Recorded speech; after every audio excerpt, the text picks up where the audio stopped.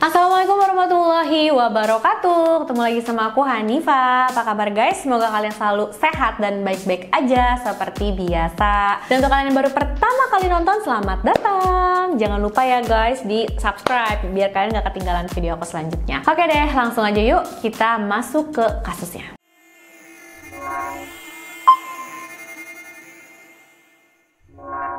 Nah, kasus kali ini dijuluki sebagai Bonnie and Clyde versi modern. Kalian pasti tahu dong pasangan pembunuh sadis Bonnie and Clyde. Wih, kira-kira versi modernnya kayak apa ya? Kok bisa sih dijulukin kayak gini? Apa yang mereka lakuin guys? Yuk kita bahas kasusnya.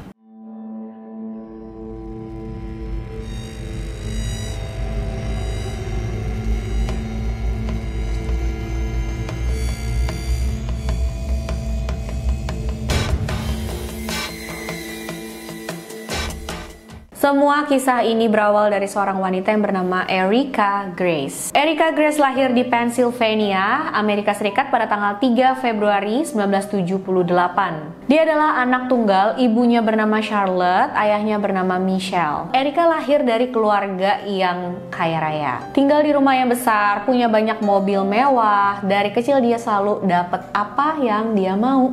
Erica sangat berprestasi di sekolah teman-teman. Dan menurut info yang aku dapat, karena Erica ini adalah anak tunggal, ditambah orang tuanya itu memang orang yang sukses, yang punya banyak uang.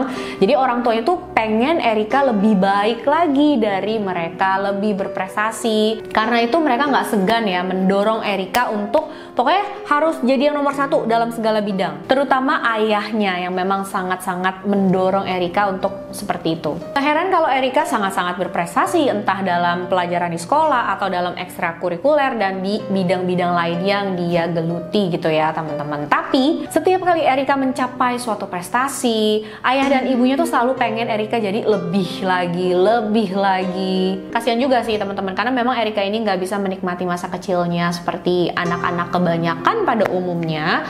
Dia memang harus terus belajar, mengikuti obsesi orang tuanya. Di sekolahnya Erica itu bergabung dengan tim basket. Tapi di tim basket itu sama pelatihnya Erica dijadiin tim cadangan. Nah, ayahnya nggak terima kayak gini teman-teman. Nggak bisa, masa anak aku jadi di tim cadangan gitu ya. Dan apa yang dilakukan oleh ayahnya? Mungkin kebanyakan orang tua nyuruh anaknya, oke, coba aja kita ini lagi ya, kita latihan lagi supaya lebih baik. Enggak. Ayahnya langsung, oke, kita pindah sekolah aja. Mereka pindahin Erica ke sekolah lain, bahkan pindah rumah juga nih mereka ya, supaya deket sama sekolahnya Erica. Dan ayahnya menjadi pelatih di tim basket sekolah Erica yang baru. Ya pasti karena ayahnya pelatih, Erica di tim itu ya Erica nggak jadi cadangan lagi, dia jadi pemain inti. Di daerah yang baru itu mereka membangun rumah keluarga yang besar dengan 10 kamar tidur, ada kolam renangnya, ada lapangan basketnya juga guys. Jadi Erica itu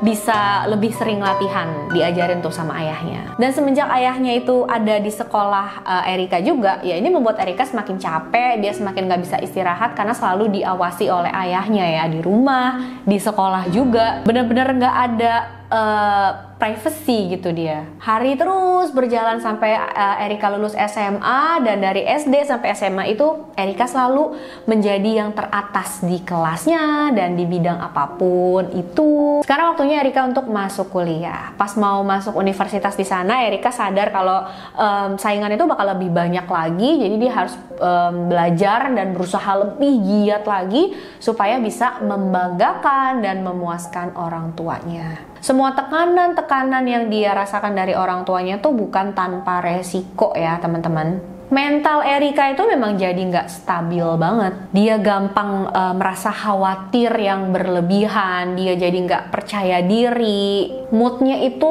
turun naik secara signifikan. Dia merasa dirinya tuh nggak cukup, masih nggak cukup aja terus gitu. Jadi kalau misalkan dia melakukan kesalahan dikit aja, ngamuknya tuh bisa kayak apaan tahu. Pada saat kuliah inilah Erica bertemu dengan seorang pria yang bernama Benjamin Seyfried. Dia biasa dipanggil Ben, dan sedikit background tentang Ben ini ya teman-teman, dia lahir pada tanggal 22 Oktober 1977 yang artinya dia 1 tahun lebih tua dari Erika. Ben lahir di Midwest, negara bagian Amerika, dan menurut orang-orang yang mengenal Ben, orang tua Ben itu sangat mengagumi Ben karena Ben itu dianggap sebagai anak yang sempurna, selalu berprestasi, selalu nomor 1 di kelasnya.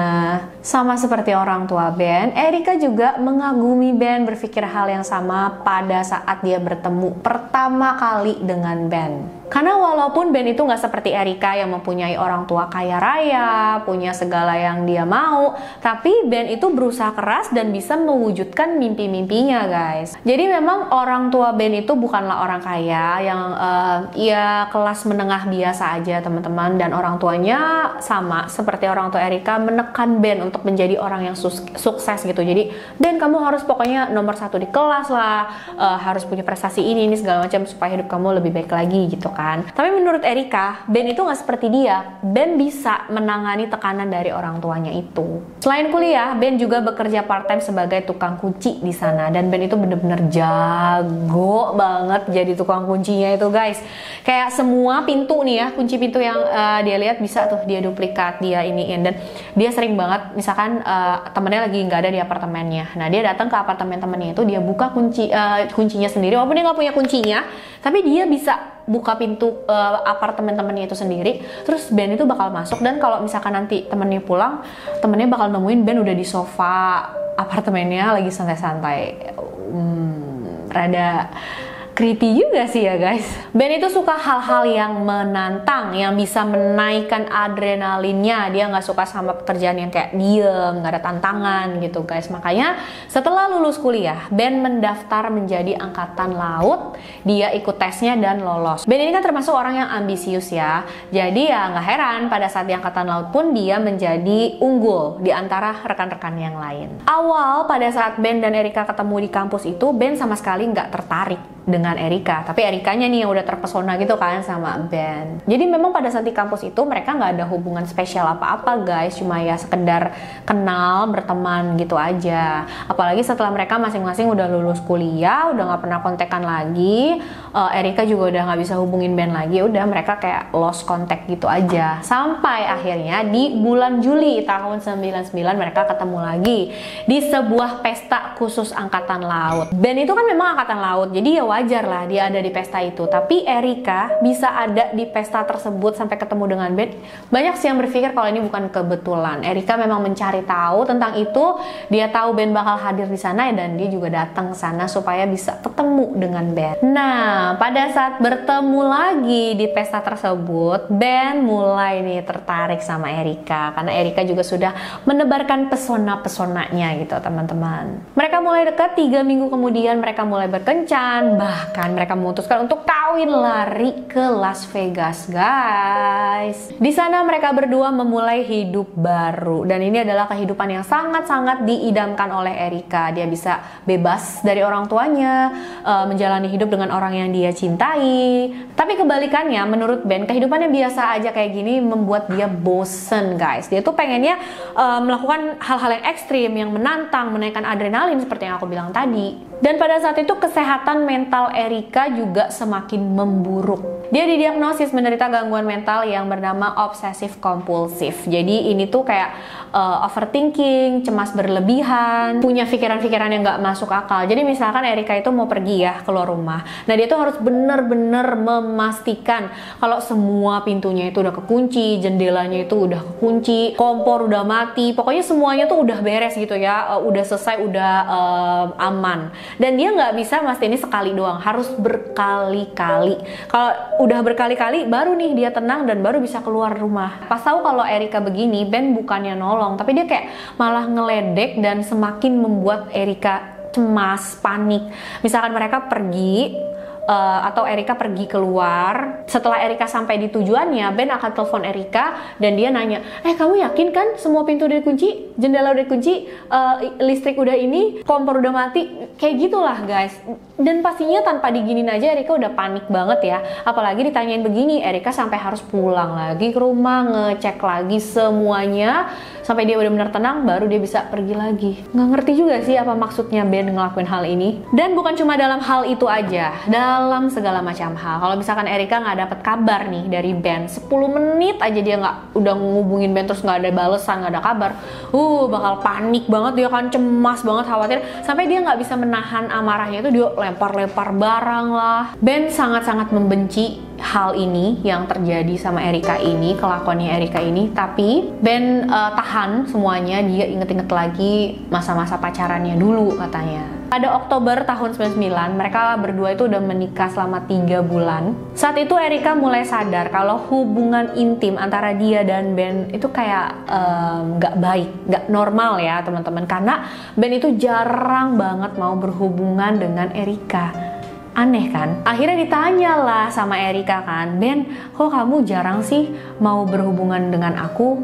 Apa ada masalah dengan aku? Apa sih alasan kamu melakukan itu? Terus Ben jawab apa guys? Dia bilang kayak gini, enggak kok, nggak ada masalah apa-apa dengan kamu, juga nggak ada masalah. Kalau memang kamu mau berhubungan intim ya aku akan meluangkan waktu. Jika memang hal itu bisa membuat kamu bahagia. Kayak kepaksa banget ya.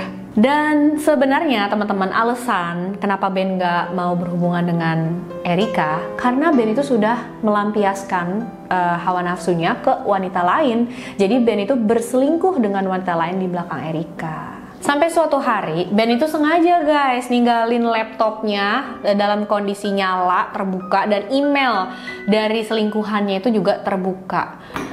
Iya, lagi-lagi ya, sikap-sikapnya Ben tuh aneh-aneh banget. Jadi aku nggak ngerti kenapa dia melakukan hal ini, yang pastinya akhirnya Erika bisa ngeliat dong email dari selingkuhannya itu. Pas tahu ini, Erika langsung menelpon selingkuhan Ben dan dia bilang, "Hey, kamu ngaku aja kamu tidur dengan suamiku kan? Dia baru aja pergi, pasti suamiku datang ke rumah kamu ya?" Dan si wanita itu pun nggak mengelak, dia mengiyakan tuduhan dari Erika ini. Iya, emang bener gitu kan. Hal ini membuat Erika depresi berat, dia sampai nggak bisa bangun, nggak bisa melakukan apapun, bahkan untuk mandi, sikat gigi, makan aja dia nggak mau gitu guys, kayak udah depresi banget. Pada saat Ben tahu tentang hal ini, dia marah sama Erika. Tapi anehnya nih ya, dia lebih marah lagi sama selingkuhannya karena membuat Erika sampai depresi begini. Padahal yang buat Erika depresi bukan semata-mata pengakuan dari selingkuhannya itu kan, yang selingkuh juga dia ya. Sebenarnya salah dia juga.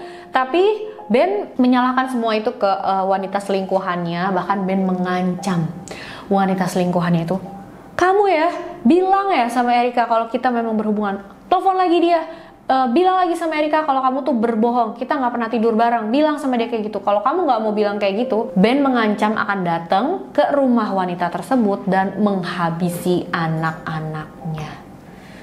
Duh, gila ya. Diancam kayak gini ya pastinya wanita tersebut takut. Dia mengikuti apa mau Ben. Dia nelfon Erika dan bilang, "Maaf ya kemarin itu aku nggak berbicara yang jujur, aku bohong. Sebenarnya aku sama Ben nggak ada hubungan apa-apa." Dan Erika percaya guys. Erika memaafkan Ben dan mereka kembali seperti biasa lagi. Nah, Ben ini kan masih jadi angkatan laut nih teman-teman, yang pastinya membuat Ben jarang di rumah. Dia harus sering bertugas ke mana-mana kan. Luar biasanya setiap kali Ben mau pergi ke mana-mana, Erika itu memohon-mohon supaya dia diajak. Walaupun saat itu Ben mau pergi kerja, dia minta diajak sama Ben, ikut sama Ben kerja gitu guys. Mungkin karena gangguan mental yang dialami oleh Erika ya guys. Apalagi kan sebelumnya dia juga sempat tahu kalau Ben itu selingkuh dengan wanita lain. Jadi udah mikir macem-macem. Udah gitu, Bennya juga ngikutin aja. Dia menyembunyikan Erika supaya bisa masuk ke dalam pangkalan angkatan lautnya. Pernah nih suatu hari Ben itu ditugaskan ke Alaska. Dan Ben diam-diam membawa Erika sama dia. Tapi guys, setelah berkali-kali melakukan hal ini, akhirnya Ben dan Erika tertangkap di dalam kamarnya. Jadi di pangkalan itu kan Ben punya satu kamar, satu barak gitu ya guys. Jadi Erika disembunyikan di situ. Nah, ketangkaplah mereka berdua berdua lagi di situ sedang memakai obat-obatan terlarang juga. Karena hal ini reputasi Ben hancur, butuh berbulan-bulan untuk memperbaiki reputasinya lagi. Dan akhirnya dia berhasil guys. Ben gak dipecat ya saat itu, dia masih tetap dibolehkan untuk bergabung dengan Angkatan Laut. Dan Erika masih tetap nggak suka ya karena Ben pergi-pergi terus keluar walaupun kerja gitu ke Angkatan Laut. Bahkan Erika sampai bilang, udah deh kamu berhenti aja dari situ supaya kamu nggak pergi-pergi terus ninggalin aku. Disuruh berhenti dari kerjaannya dong cuma karena dia nggak mau ditinggal. Ben oke-oke aja, dia mau nurutin permintaannya Erika, tapi agak susah dia supaya bisa diberhentikan secara terhormat. Dan Erika sama sekali nggak sabar, dia nggak mau nunggu selama itu. Jadi mereka berdua membuat rencana supaya Ben dikeluarkan dari Angkatan Laut. Aneh ya, dimana-mana orang tuh pengen kerja, ini udah dapat kerja, pengen dipecat. Pada bulan Agustus tahun 2000, saat itu Ben izin keluar markas untuk potong rambut, dan Ben membawa mobilnya, tapi dia menyetir dengan kecepatan 50 km per jam. Memang kalau di jalan raya atau di tol itu mungkin bukan kecepatan tinggi, tapi masalahnya Ben itu 50 km per jam, terus dia nabrak pos security yang ada di sana. Di dalam posnya itu lagi ada petugas yang jaga, petugas itu sampai lompat supaya nggak ketabrak sama Ben. Karena ini Ben dimasukkan ke dalam penjara militer. Tapi setelah 12 hari di penjara, Ben dibebaskan dan dia lagi-lagi masih dikasih kesempatan untuk tetap bergabung dengan Angkatan Laut. Nah, Ben udah, aduh gimana nih caranya biar aku diberhentikan? Akhirnya dia berulah lagi tuh teman-teman, dia keluar, dia melakukan hal yang gak dibolehkan oleh Angkatan Laut, yaitu keluar markas tanpa izin, nelfon Erika, dan pokoknya ngelakuin segala macam hal. Pas dibilangin sama atasannya apa yang Ben lakukan guys, dia mengacungkan jari tengahnya dan ya gitu memberikan kata-kata yang kasar. Akhirnya ya dia dipecat juga tuh secara tidak terhormat. Pas dipecat ini Ben mulai hobi menggunakan senjata api. Sampai di akhir tahun 2000 Erika dan Ben sama-sama nggak punya pekerjaan, mereka pengangguran, dan Erika berniat untuk membuka toko buku. Tapi mereka nggak punya modal nih guys. Saat itulah Erika menghubungi ayahnya, minta uang ayahnya untuk modal toko buku, dikasih sama ayahnya. Mereka buka toko buku itu. Sekali lagi Erika menjalani kehidupan impiannya ya guys. Mereka punya toko buku, ada penghasilan, dan Ben juga bisa terus sama dia. Tapi menurut Ben ini bosen banget karena 24 jam dia harus sama Erika, dan kerjaannya setiap hari cuma duduk aja nungguin pelanggan datang di toko bukunya. Ini bukan kehidupan yang disuka sama Ben, karena ya lagi-lagi dia suka hal-hal yang menantang. Akhirnya Ben melampiaskan kebosanannya ini untuk berpesta sama Erika. Setiap hari mereka itu berpesta, minum minuman beralkohol, pakai obat-obatan terlarang. Tapi begitu semua efek dari minuman dan obat-obatan itu hilang, Ben kembali bosen lagi. Sampai akhirnya dia mulai mencari suatu hal yang lebih ekstrim lagi teman-teman. Ben sengaja bikin pelanggaran lalu lintas, dan setiap kali dia melakukan itu, dia bisa lolos loh dari petugas. Setelah berkali-kali melakukan itu, dia bisa lolos terus. Ben mulai bosen lagi, dia cari yang lebih ekstrim lagi guys. Ben mulai merampok toko-toko yang ada di sana. Kalian ingat kan kalau Ben itu sempat jadi tukang kunci pro? Nah, dengan itulah dia bisa masuk ke dalam toko-toko yang mau dia rampok itu. Dan Erika pun membantu Ben dalam aksinya ini guys. Mereka ambil uang dan barang-barang yang ada di toko-toko tersebut. Barang-barangnya itu untuk ditaruh di toko mereka dan dijual gitu di sana. Mereka menghasilkan sampai $2.000 per minggu dari hasil perampokannya ini. Makin lama mereka itu makin ekstrim teman-teman. Jadi setiap kali habis merampok, Ben ini terangsang ya dengan kekerasan, kejahatan yang sudah dia lakukan. Jadi dia mengeluarkan cairannya dulu di toko tersebut, baru habis itu dia pergi. Nah, selain itu Ben juga dapat hobi baru lagi, yaitu hewan eksotis. Pertama mereka beli buaya yang dinamai Alabama, terus beli 4 ekor ular, dan 2 ularnya itu mereka kasih nama Bonnie and Clyde. Yang 2 lagi namanya Hitler dan HIV. Wow, nama-nama yang luar biasa, gila itu. Aduh. Menurut mereka itu adalah nama-nama idola mereka guys. Lama-kelamaan ketertarikan Ben pada hewan eksotis ini juga menghilang, dan dia ingin menjadi seorang ayah. Dia bilang nih sama Erika, Erika aku mau beberapa anak dong. Seenaknya banget ya pengen punya anak. Dengar hal ini dari Ben ya Erika pastinya kaget banget. Oh, pengen punya anak. Pada perasaan dari awal pernikahan dia kayak nggak pengen banget punya anak, tapi sekarang kok dia minta. Ya udah, akhirnya Erika menuruti nih apa maunya Ben. Erika hamil tuh teman-teman.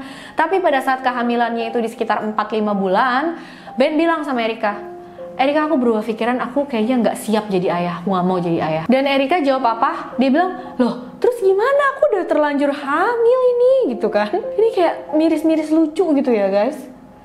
Aduh, dan Ben bilang, kamu pikir saya mau punya anak dari wanita bodoh seperti kamu, katanya. Lo kasar banget ya. Erika kaget banget dong dengar ini, karena awalnya emang dia nggak mau punya anak. Terus tiba-tiba Ben bilang, iya deh, aku mau punya anak, aku pengen jadi ayah. Tapi habis itu dia sekarang yang bilang udah nggak mau lagi, sedangkan saat itu Erika udah hamil guys. Ben bilang ke Erika, kamu mau pergi ke klinik untuk menghilangkan bayi itu besok pagi, atau aku akan menggalinya dari perut kamu pakai gantungan baju ini. Serem banget ya. Karena takut ya Erika milih yang pertama. Besoknya mereka datang ke klinik dan menghilangkan bayi tersebut. Dan guys, setelah Erika melakukan hal itu, Ben bilang apa? Wah, selamat, kamu lolos dari tes yang saya berikan. Tes apa? Kata, iya ini aku lakukan untuk mengetes cinta kamu. Apakah kamu benar-benar cinta sama aku atau enggak? Kalau kamu benar-benar cinta ya pasti kamu mau melakukan hal ini dan kamu melakukan, jadi kamu lolos. Habis itu mereka melakukan hal-hal yang sebelumnya lagi, setiap hari berpesta, minum minuman alkohol, obat-obatan terlarang, terus begitu ya sampai tahun 2002. Jadi mereka beli obat-obatan dari seorang pengedar, tapi pengedar itu nipu. Jadi cuma dikasih pemutih aja guys, bukannya obat-obatan yang harusnya dipesan oleh Ben dan Erika. Ben kesel banget, dia udah beli buku yang isinya adalah 130 cara untuk menyiksa orang. Aku baru tahu juga sih ada buku kayak gini. Dan dia juga udah beli cairan asam. Dia niatnya mau menghabisi pengedar tersebut, terus ditaruh di cairan asam itu ya supaya menghilangkan semua bukti. Tapi nggak lama Ben bilang sama Erika, aduh kayak kita nggak usah ngelakuin itu deh, kayak kita butuh liburan nih, kita liburan aja yuk. Bener ya, Ben itu nggak stabil banget ya guys ya, kayak berubah terus. Akhirnya di tahun 2002 itu Ben dan Erika pergi ke salah satu kota laut yang ada di sana bernama Maryland. Pada saat liburan itu, tepatnya di tanggal 20 Mei tahun 2002, mereka bertemu dengan pasangan lain yang lagi liburan juga bernama Joshua 32 tahun dan Martha 51 tahun. Pas ketemu dengan Ben dan Erika, mereka itu ngobrol-ngobrol dan kayak nyambung gitu. Memang Ben dan Erika ini orang yang sangat pintar bersosialisasi nih teman-teman. Jadi mereka tuh kalau ketemu sama orang ya gampang gitu mengambil kepercayaan orang tersebut. Ben dan Erika bertanya kepada Joshua dan Martha, kalian mau ikut nggak ke kondominium kami gitu? Karena kami di sana punya beberapa minuman alkohol dan ini itu segala macam. Jadi kita bisa melanjutkan pesta di sana aja. Martha dan Joshua setuju. Awalnya pada saat mereka mulai berpesta di dalam kondominiumnya Ben dan Erika itu semua berjalan lancar guys. Tapi tiba-tiba Erika ini lompat terus dia bilang, di mana dompet saya? Di mana? Siapa yang mengambil dompet saya? Pasti di antara kalian berdua ya. Ben ikutan, dia ambil pistol, diarahin ke Joshua dan Martha. Dia bilang, siapa di antara kalian yang sudah mengambil dompet istri saya? Joshua dan Martha berkali-kali bilang, kami nggak ada yang mengambil dompet kamu Erika. Tapi ya Erika nggak mau tinggal diam, bahkan dia menghubungi 911. Martha dan Joshua benar-benar ketakutan banget. Mereka berhasil masuk ke kamar mandi dan mengunci pintunya dari dalam. Tapi tentu aja ini nggak cukup untuk menyelamatkan nyawa mereka ya guys. Joshua dan Martha mulai memohon kepada Ben dan Erika untuk jangan menghabisi mereka. Tapi sayangnya Ben menembak lewat pintu kamar mandi itu dan tembakannya mengenai bagian kepala Joshua sampai Joshua meninggal di tempat. Sedangkan Martha saat itu masih di dalam kamar mandi bersembunyi ketakutan. Di sampingnya itu ada pasangannya yang sudah meninggal karena ditembak ya guys. Aduh nggak ngebayangin ya, udah kayak di film-film thriller ya. Nggak lama Ben mendobrak pintu kamar mandinya, masuk. Ben dan Erika mulai menikam Martha berkali-kali sampai akhirnya Martha juga meninggal dunia. Setelah melakukan semua itu, Ben memutuskan untuk memotong jasad mereka berdua menjadi beberapa bagian. Bahkan Ben itu memegang kepala mereka berdua gitu ya guys, dan minta difotoin loh sama Erika. Nanti aku mau liatin sama teman-teman angkatan laut aku nih katanya. Aduh, udah bener-bener gila ini orang. Nggak sampai di situ aja, Ben juga melakukan tindakan nekrofilia dengan jasadnya Martha. Dan pada saat Ben melakukan ini, Erika ngeliat loh ada di sampingnya guys. Aduh ampun, benar-benar pasangan yang aneh, bin, ajaib, nggak ajaib ya, aneh tapi nyata ini. Setelah selesai, mereka membuang bagian-bagian tubuh Martha dan Joshua ke beberapa tempat sampah yang ada di sekitar sana. Terus mereka pergi lagi deh untuk minum, konsumsi obat-obatan terlarang, kayak nggak ada apa-apa yang terjadi. Keesokan harinya, Ben dan Erika keluar keliling-keliling kota, mereka foto-foto di sana kayak turis. Bahkan Erika saat itu pakai kalung dan liontinnya itu adalah sebuah cincin. Kalung dan cincin itu adalah miliknya Martha dan Joshua. Jadi mereka menyimpan itu seolah-olah itu adalah piala, trofi gitu ya atas kejahatan yang sudah mereka lakukan. Jadi mereka bangga dengan semua itu. Di buku harian pribadinya, Erika juga menempelkan barang-barang Martha dan Joshua. Beberapa hari kemudian Joshua dan Martha dilaporkan menghilang. Poster-poster mereka juga dipasang di berbagai tempat yang ada di sana. Erika dan Ben melihat poster ini, tapi mereka kayak nggak peduli, mereka ngelewatin aja gitu ya, biasa-biasa aja. Bahkan mereka mulai mencari korban selanjutnya.